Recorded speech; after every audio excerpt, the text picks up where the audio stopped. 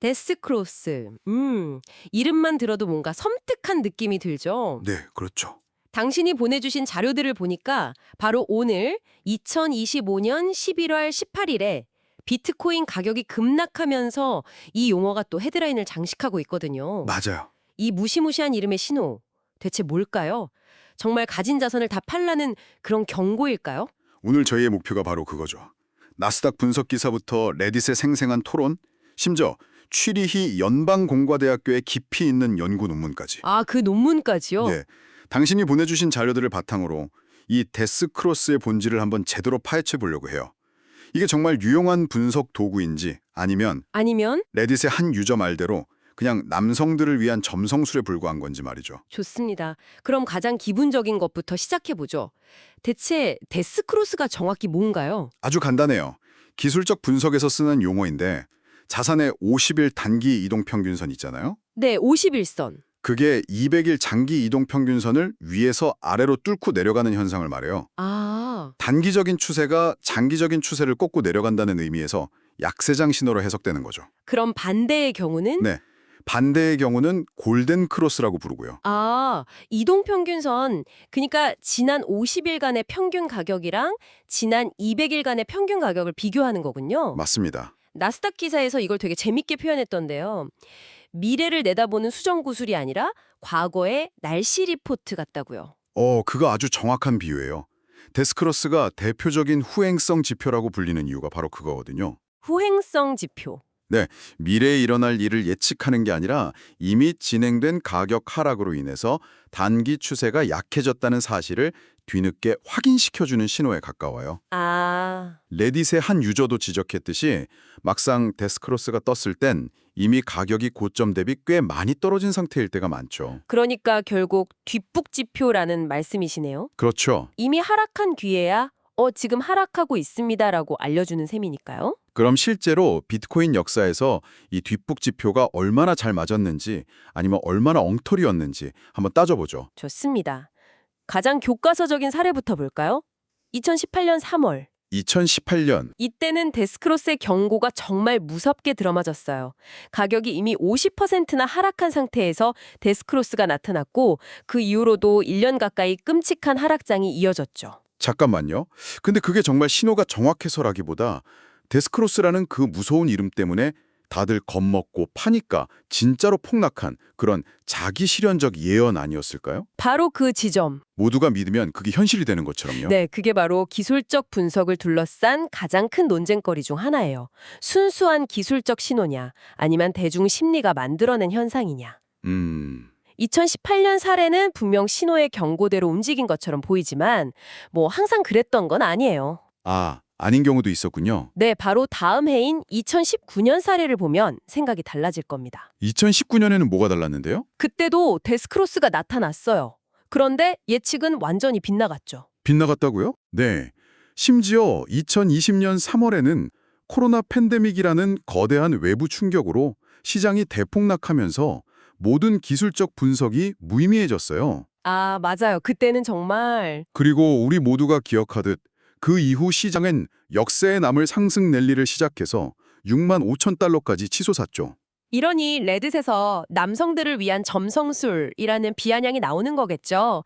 2019년 사례만 보면 그 말이 딱 맞는 것 같아요. 변수가 너무 많잖아요. 맞아요. 그리고 가장 투자자들을 혼란스럽게 만들었던 건 2021년 사례일 거예요. 아, 2021년? 제가 자료를 보면서 정말 이해가 안 갔던 게 바로 그때였어요. 그렇죠. 데스크로스, 그러니까 명백한 하락 신호가 나왔는데 오히려 가격이 폭등해서 6만 9천 달러라는 사상 최고점을 찍어버렸잖아요. 대체 무슨 일이 있었던 거죠? 그건 이 신호가 거시경제 같은 더 큰 흐름 앞에서는 얼마나 무력해질 수 있는지를 보여주는 가장 극적인 사례죠. 더 큰 흐름. 네, 당시에는 팬데믹 이후 풀린 엄청난 유동성, 그리고 기관들의 시장 참여 같은 요인들이 데스크로스라는 기술적 신호를 그냥 압도해버린 거예요. 그렇군요. 결국 이 과거 사례들은 바로 오늘 2025년 11월 18일의 상황을 이해하는데 아주 중요한 열쇠가 되겠네요. 맞습니다. 파이낸스 매그네이츠 기사를 보면 현재 비트코인이 10월 고점 대비 28%나 폭락했고 그 원인 중 하나로 데스크로스를 지목하고 있거든요. 네, 하지만 우리가 방금 살펴본 과거 사례들처럼 데스크로스가 유일한 범인일 가능성은 낮아요. 기사에서 함께 언급하는 다른 요인들을 봐야죠. 예를 들어 블랙록 ETF에서만 12억 6천만 달러, 우리 돈으로 1조 5천억 원이 넘는 돈이 빠져나갔다는 사실이나 와, 1조 5천억이요? 그리고 미 연준이 여전히 매파적인 태도를 유지하고 있다는 거시경제적 배경이 훨씬 더 근본적인 원인일 수 있어요. 잠깐만요. 파이낸스 매그네이트 기사에서는 데스크로스를 하락의 원인 중 하나로 지목했다면서요. 그랬죠. 근데 지금 들어보면 ETF 자금 유출이나 연준 정책이 훨씬 커 보이는데 이거 혹시 언론이 그냥 자극적인 용어를 헤드라인으로 뽑아서 투자자들을 호도하는 건 아닌가요? 아주 날카로운 지적이에요. 실제로 그럴 가능성이 높죠. 역시. 연준의 복잡한 통화 정책이 시장에 미치는 영향보다는 비트코인, 죽음의 십자가 출현 같은 헤드라인이 훨씬 더 눈길을 끄니까요. 그렇죠. 자극적이니까. 데스크로스는 이 거대한 퍼즐의 한 조각일 뿐인데 가장 설명하기 쉽고 자극적이라서 스포트라이트를 받는 셈이죠. 결국 투자자들의 시각도 극명하게 갈릴 수밖에 없겠네요. 한쪽에서는 점성술이라고 하고 다른 쪽에서는 여전히 의미 있는 신호라고 믿는 사람들이 있을 테니까요. 레딧 토론을 보면 정말 재밌던데요. 그렇죠. 찻잎 전분이라는 비유도 있었고 데스크로스라는 이름 자체가 너무 감정을 자극하는 용어라는 지적도 있었어요. 하긴 이름이 너무 무섭긴 해요. 저도 가끔 차트를 들여다보고 있으면 이게 분석인지 기도인지 헷갈릴 때가 있거든요. 반면에 이걸 블랙잭의 카드 카운팅에 비유한 사람도 있었어요. 아, 그 비유도 있었죠. 승리를 100% 보장하는 건 아니지만 확률적으로 유리한 고지를 점하기 위한 기술이라는 거죠. 리스크 관리 차원에서 참고할 만하다는 주장인데 이것도 일리가 있어 보여요. 맞아요. 개인의 경험과 믿음에 따라 정말 다양하게 해석될 수 있죠. 그래서 저희가 이런 개인적인 의견들을 넘어서 좀 더 객관적인 데이터를 들여다볼 필요가 있는 겁니다. 아, 드디어. 바로 반신이 보내주신 취리히 연방공과대학교의 석사 논문처럼요. 네, 저도 그 논문이 가장 궁금했어요. 역사적 사례는 너무 제멋대로라 결론을 내리기 어려우니까요. 수만 개의 데이터를 분석했다던데 어떤 결과가 나왔나요? 이 연구는 이동평균선 교차 전략, 그러니까 데스크로스나 골든크로스 같은 전략을 포함해서 무려 15,000개가 넘는 기술적 트레이딩 규칙을 과거 데이터로 철저하게 검증했어요. 15,000개요? 와, 결과가 어땠을지 정말 궁금하네요. 결론부터 말씀드리면 회의론자들의 손을 들어주는 결과가 나왔어요. 아, 정말요? 네, 테스트된 그 어떤 전략도 시장 평균 수익률이나 단순한 운을 지속적으로 이기지는 못했습니다. 그건 좀 충격적이네요. 그럼 그 수많은 분석가들과 트레이더들이 전부 의미 없는 일을 하고 있었다는 결론이잖아요. 그들이 뭔가 놓치고 있는 걸까요? 아니면 이 연구에 한계가 있는 걸까요? 훌륭한 질문이에요. 이 연구가 모든 트레이더가 돈을 못 번다고 말하는 건 아니에요. 다만 우리가 흔히 아는 이런 단순한 규칙들이 마법의 공식은 아니라는 걸 증명한 거죠. 그렇군요. 그런데 여기서 정말 흥미로운 거의 반전 같은 발견이 하나 있었어요. 반전이요? 네, 연구진은 시장 평균이나 운보다 지속적으로 현저하게 나쁜 성과를 내는 전략들이 존재한다는 걸 발견했어요. 잠깐만요. 돈을 잘 버는 실력이 아니라 일관성 있게 돈을 잃는 실력이 존재한다는 건가요? 바로 그거예요. 이게 뭘 의미하냐면 시장의 패턴이 완전히 무작위는 아니라는 거죠. 아, 어떤 규칙은 꾸준히 돈을 잃게 만드는 예측 가능한 나쁜 결과를 낳는다는 거예요. 와, 신기하네요. 그리고 더 중요한 발견은 이 연구가 이동평균선 전략이 가격의 방향을 일관되게 예측하지 못한다고 명확히 결론 내렸다는 점이에요. 이는 데스크로스를 매도 신호로 사용하는 근본적인 전제 자체를 흔드는 결과죠. 알겠습니다. 그럼 이 모든 걸 종합해서 오늘 비트코인이 폭락하는 걸 보고 있는 당신에게 이 데스크로스가 대체 뭘 의미하는 건지 정리해보죠. 네, 몇 가지로 정리해 볼 수 있을 것 같아요.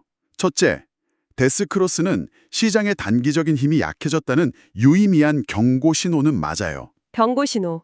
하지만 축구로 치면 바로 퇴장당하는 레드카드는 아니고 주의를 주는 옐로우 카드 정도로 생각하는 게 적절해요. 하지만 그 옐로우 카드가 나왔다고 해서 경기의 승패가 결정되는 건 아니라는 거군요. 정확해요. 그게 두 번째 핵심인데 맥락이 왕입니다. 맥락. 2021년의 유동성 파티나 오늘날의 연준 정책, ETF 자금 흐림 같은 거시경제적 요인이 옐로우 카드 하나쯤은 얼마든지 무시하고 경기를 지배할 수 있다는 거죠. 차트만 보고 있다가 더 큰 파도에 휩쓸릴 수 있다는 거네요. 바로 그겁니다. 장기 투자자의 관점에서는 어떨까요? 매일 차트를 보지 않는 사람들에게도 이 신호가 중요한가요? 그 점에 대해서는 나스닥 기사의 한 문장이 핵심을 짚는다고 생각해요. 어떤 문장이죠? 충분히 긴 시간 동안 본다면 거의 모든 자산은 언젠가 데스크로스를 경험하게 됩니다. 아, 장기 투자자에게 있어 데스크로스는 당신이 그 자산에 투자한 근본적인 이유, 즉 펀더멘탈을 바꾸지는 못해요. 그저 지나가는 하나의 계절 같은 거죠. 마지막으로 아까 얘기했던 자기실현적 예언 측면도 무시할 수 없겠고요. 물론이죠. 그게 어쩌면 가장 중요할지도 몰라요.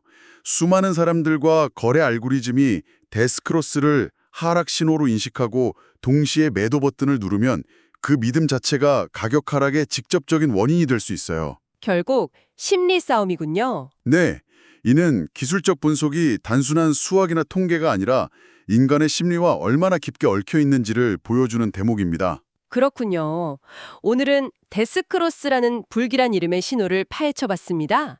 그 정의부터 비트코인과의 엇갈린 역사, 그리고 점성술과 카드 카운팅 사이의 뜨거운 논쟁을 거쳐 결국 수익을 보장하는 마법의 공식은 아니라는 학술적 결론까지 깊이 있게 살펴봤네요. 오늘 살펴본 취리공대의 연구에서 어떤 기술적 전략들은 운보다도 못한 실력 있게 나쁜 결과를 냈다는 점이 저는 계속 마음에 남아요. 아, 그 부분이요. 네, 여기서 우리는 이런 질문을 던져볼 수 있거든요.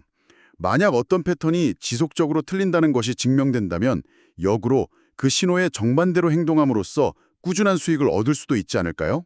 아, 역발상 투자처럼요. 그렇죠. 데스크로스 이후에 오히려 랠리가 펼쳐졌던 2021년의 사례처럼 말이에요. 이는 오늘날 시장을 지배하는 군중심리와 알고리즘 트레이딩의 허점에 대해 당신이 한 번쯤 생각해 볼 만한 중요한 화두를 던져준다고 생각합니다.